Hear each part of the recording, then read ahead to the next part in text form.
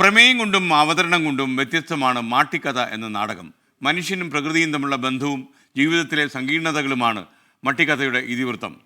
കേരള സംഗീതനാടക അക്കാദമിയുടെ 14ാമത് അന്താരാഷ്ട്ര നാടകോത്സവ വിശേഷങ്ങളിലാണ് ഈ നാടകം അവതരിപ്പിക്കപ്പെട്ടത്.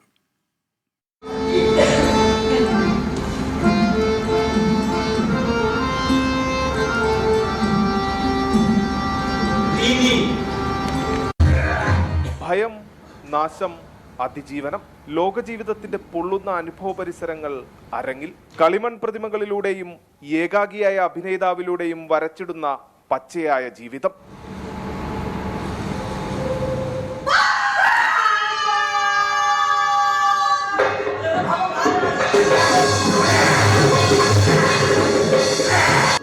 ട്രാംസ് ആർട്സ് ട്രസ്റ്റിന്റെ സംവിധായകരായ ചോദി ഘോഷും MD ഷമീമും ചേർന്നാണ് മാട്ടിക്കഥ അരങ്ങിലെത്തിക്കുന്നത്. ഒബ്ജക്റ്റ് ആൻഡ് മെറ്റീരിയൽ തിയേറ്റർ എന്ന അവതരണ ശൈലിക്ക് പ്രചോദനമായത് ബംഗാളിലെ പാവകലാരൂപം.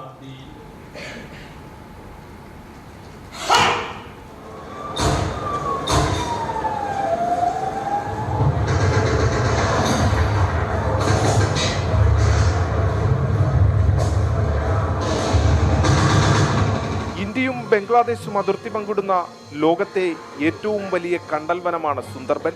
നിരന്തരമായ പ്രകൃതിക്ഷോഭങ്ങളെയും കലാപങ്ങളെയും നേരിടുന്ന സുന്ദർബനിലെ സാധാരണക്കാരുടെ കഥയാണ് മാട്ടിക്കഥ. One of the ways that people survive is through understanding that all life, all human beings are interconnected.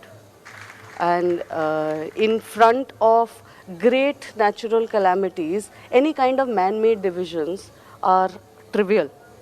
They don't matter. And this is the belief of the goddess, the folk, the resident goddess of Sundarban called Bonbibi. And this is the belief of the people that the people of Sundarban still live by. കളിമണ്ണും കാടുകൊണ്ടും മെനഞ്ഞെടുത്ത ഭവനം, എല്ലാം മറന്നു ജീവിക്കുന്ന മനുഷ്യൻ, കലഹം, കലാപം, കലുഷിതമാകുന്ന ഭൂമി, ഒടുവിൽ പ്രളയം.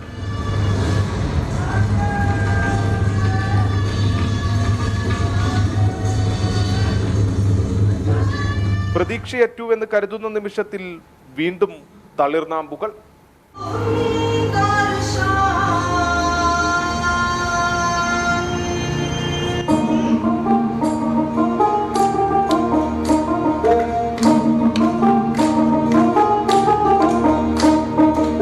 നാം ജീവിക്കുന്നതും ജീവിതം കെട്ടിപ്പടുക്കുന്നതും നാട്ടിലാണ്. പ്രകൃതിയെയും മനുഷ്യബന്ധങ്ങളെയും മറന്നുള്ള ജീവിതം. ആ ജീവിതത്തിൽ ഒരു ഓർമ്മപ്പെടുത്തലാണ് മാട്ടിക്കഥ. ക്യാമറാമാൻ ബിനേഷ് ബാബുരാജിനൊപ്പം സൂരജ് സജീവ്, 24.